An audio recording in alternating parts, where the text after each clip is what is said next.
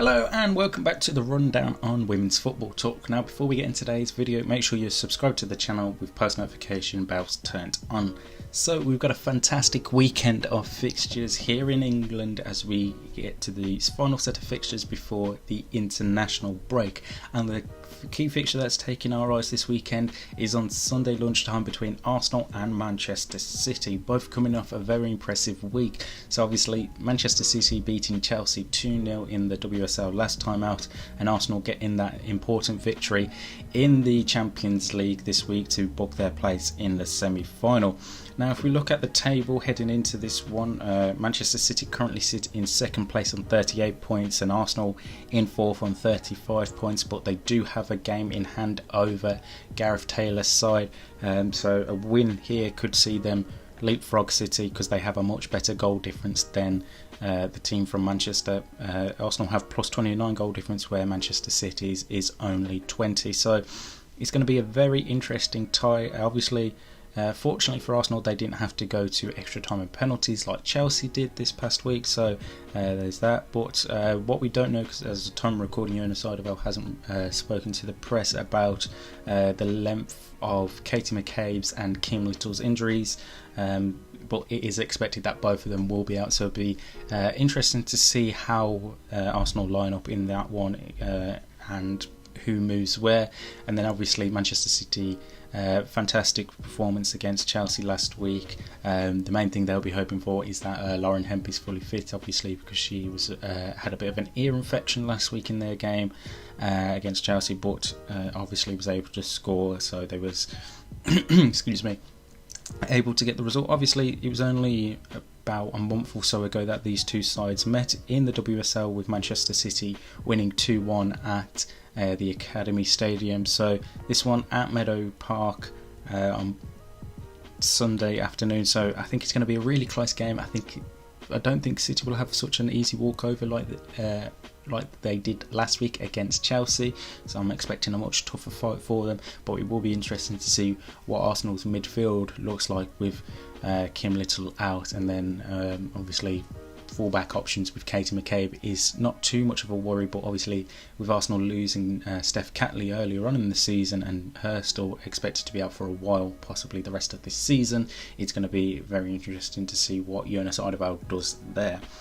Looking at the rest of the fixtures now for the weekend here in England, first up on Saturday it is Brighton versus Manchester United. Obviously Manchester United coming into that game and the weekend top of the table on goal difference over Manchester City, having that much superior goal difference, and they'll look to extend their lead, and you'd say they will do over struggling Brighton side, who obviously dropped points last week in the WSL from a 2-0 winning position to end up drawing 2-2 with Reading, so they've got to be very worried about that. And then elsewhere on Sunday you have Everton versus Tottenham, Leicester City versus Reading, West Ham versus Liverpool, and then on Sunday evening to round us off it is Aston Villa versus Chelsea. Now obviously Chelsea are coming back from that dramatic game against Lyon on Thursday evening in the Champions League, so there's going to be a tiredness, and obviously losing quite a lot of players to injury. So there was the incident with Melly Leopolds where she had bloodied face and she had to leave the pitch, and then Eve Perose as well, holding what looked like a rib injury, so it's going to be interesting to see what happens with the rest of them injuries there going forward. So let's have a look into the rest of the leagues now for this weekend's fixtures.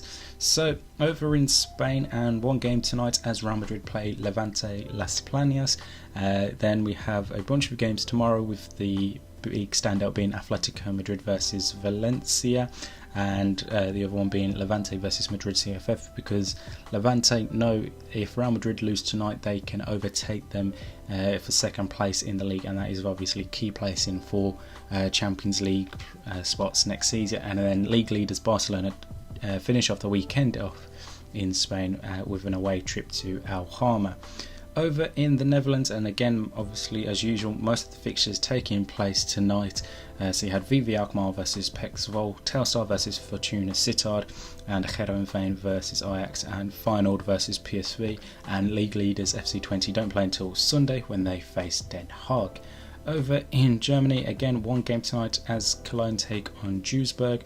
Then one game tomorrow as Eintracht Frankfurt take on Hoffenheim, with the rest of the games taking place on Sunday. League leaders Bayern Munich, they travel to Meppen, while second place VfL Wolfsburg play host to Werder Bremen. Over in Italy, again, the continuation of their playoffs is happening this weekend. So you have Como versus Parma and AS Roma versus AC Milan. Tomorrow, obviously, all eyes will be on that AS Roma AC Milan game, with Roma hoping to bounce back from their disappointment midweek going out in the Champions League, and AC Milan, wanting to get back to winning ways after dropping points last weekend after being 3-0 up to drawing 3-3 with Fiorentina. Then the rest of the games taking place on Sunday, so 2 games Sunday: Sassuolo versus Pomigliano and Fiorentina versus Inter Milan. And then finally, over in France, 2 games tonight as Rodez take on Stade Reims and Paris FC take on Guingamp. A couple of games on Saturday: Fleury take on Dijon and Sochaux-Charentes versus Montpellier, with the other 2 games on Sunday being Paris Saint-Germain taking on Bordeaux and Le Havre taking on Lyon. Obviously, both French sides going out of the Champions League, they'll be wanting to get back to winning ways this weekend and put the misery of the European exits behind them. So that is the weekend's fixtures in the European leagues. Obviously, we now get set to head into an international break. There's the Finalísima, so it's the winner of the European Championships versus the winner of the Copa America, so England versus Brazil, next week at Wembley Stadium, so that should be a fantastic watch between the two sides. And then the rest of the games will be friendly competitions, so we won't have our usual rundown next week as we will be on international break, but we'll have the recap at the start of the week, looking back at the weekend's fixtures and all the talking points as well. In the meantime, make sure you like and subscribe and turn on the post notification bell so you never miss a video of ours, and that you're following us on Twitter and Instagram for all the latest news and stories as and when it happens. And in the meantime, we will see you soon.